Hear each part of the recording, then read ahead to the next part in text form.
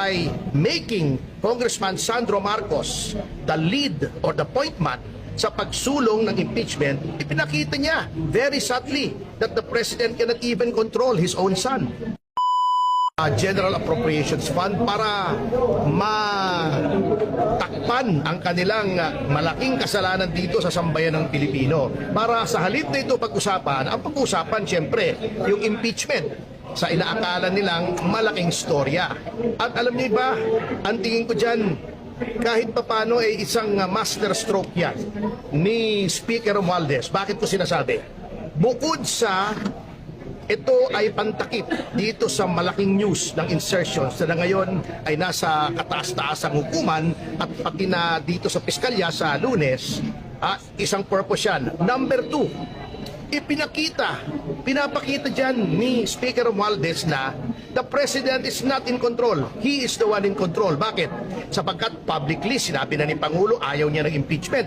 Sa kabila ng sinabing yun ng Pangulo ay isinulong pa rin niya ang impeachment. Not only that, by making Congressman Sandro Marcos the lead or the point man sa pagsulong ng impeachment, ipinakita niya very subtly that the President cannot even control his own son. Diba? Number 3, pinapakita niya sa Iglesia ni Cristo na para bang ibig niya sabihin, hindi ko kayo kailangan. Kahit mag-rally kayo laban sa impeachment, yung kahit nakakuha kayo ng 2 milyon nationwide na mag-rally against impeachment, hindi namin pakikinggan yan, hindi namin kayo kailangan sapagkat yung 241 billion namin ay mas maraming mabibiling boto kaysa sa boto ng Iglesia as a block.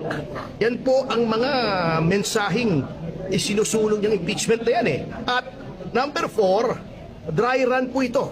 Sapagkat kung hindi man matutuloy impeachment, etong kongresong ito, because of lack of material time, pwede ulit itong ilitin after the 1-year moratorium at pinakita ni Speaker na siya ay may super majority na anytime kaya niyang ipa-impeach si Vice President Sara Duterte, and indirectly pinapakita niya that he can hold the President hostage. Why? Because siya mismo kaya niyang ipag-impeach pati ang Presidente. So, by doing this impeachment right now, there is one message being sent by Speaker Romualdez. Ako ang pinakamatigas dito sa Pilipinas. Kaya ko kayong lahat.